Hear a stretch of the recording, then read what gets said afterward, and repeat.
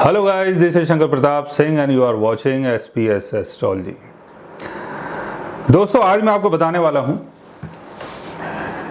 एक ऐसी बात जिसको सुन के आप लोगों को हंसी आएगी और हंसी आनी भी चाहिए, क्योंकि जब खुशी के लड्डू आपको मिल रहे हों और उसमें गम भी शामिल हो जाए और आप बहुत ज़्यादा डरें, बहुत ज़्यादा फियरफुल रहें, तो उस बात को सुन के और समझ के हंसी तो आनी चाहिए।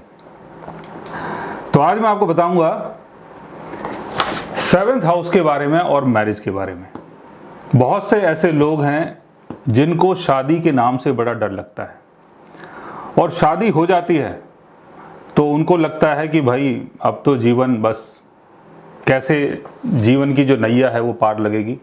आदमी अंदर से बहुत ज़्यादा डरता है, और ये जो डर है ये औरतों को बहुत ज़्यादा लगता है कि मेरा हस्बैंड पता नहीं कैसा होगा, कहीं ये तो नहीं कि शराबी हो, जुआरी हो, नशेबाज हो।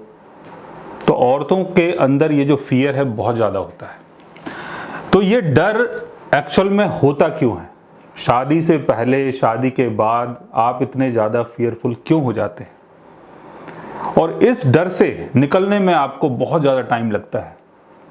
इस डर के चक्कर में कई बार अपने लाइफ पार्टनर के साथ आप प्रॉपर तरीके से बात नहीं कर पाते, चीज़ों को शेयर नहीं कर पाते, अपनी बातों को बता नहीं पाते, और जीवन जो है वो ऐसे ही चलता रहता है। तो इसके पीछे की वजह क्या है?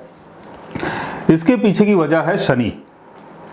शनि अगर आपके बर्थ चार्ट में, लगन चार्ट में, मून चार्ट में, लगन चार्ट बर्थ चार्ट एक ही हो गया, चलित चार्ट, मून चार्ट, लगन चार्ट और चलित चार्ट, तीनों चार्ट में से किसी भी चार्ट में अगर उसकी प्लेसमेंट 7th हाउस में होती है, या 7th हाउस के ऊपर अगर सैटर्न का एस्पेक्ट पड़ता है, या तो सैटर्न अगर आपका यहां पर हो या सैटर्न आपका यहां पर हो। अगर सैटर्न यहां होगा तो सैटर्न का डायरेक्ट एस्पेक्ट जो है वो 7th हाउस के ऊपर पड़ेगा, या आपका सैटर्न यहां पर हो, यहां से 3rd एस्पेक्ट सैटर्न का जो है आपके 7th हाउस के ऊपर पड़ेगा, या आपका सैटर्न यहां पर हो, सैटर्न का 10th एस्पेक्ट जो है वो 7th हाउस के ऊपर पड़ेगा।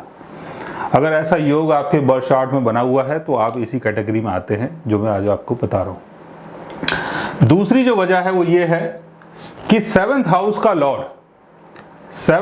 लॉर्ड अगर सैटर्न के साथ प्लेस्ड हो, जैसे 7th हाउस का लॉर्ड है मान लो वीनस, यहाँ 7 नंबर साइन है, इसका लॉर्ड हो गया वीनस। वीनस अगर यहाँ पर प्लेस्ड हो, वीनस अगर यहाँ पर प्लेस्ड हो, वीनस अगर यहाँ पर प्लेस्ड हो, या वीनस अगर यहाँ पर प्लेस्ड हो, तो आपको शादी के नाम से या शादी करने के बाद आपको बहुत ज़्यादा फियर महसूस होता है।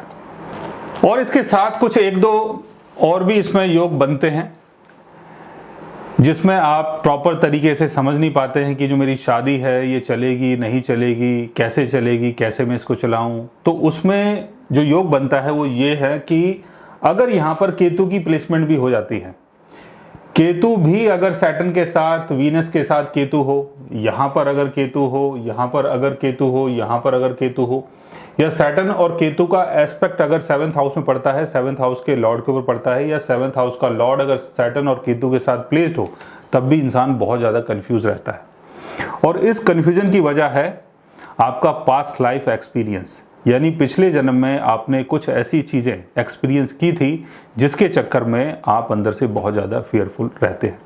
लेकिन ये जो फियर है ये धीरे धीरे करके ख़त्म होता है, और 35 के बाद इसका जो असर है वो बहुत कम हो जाता है।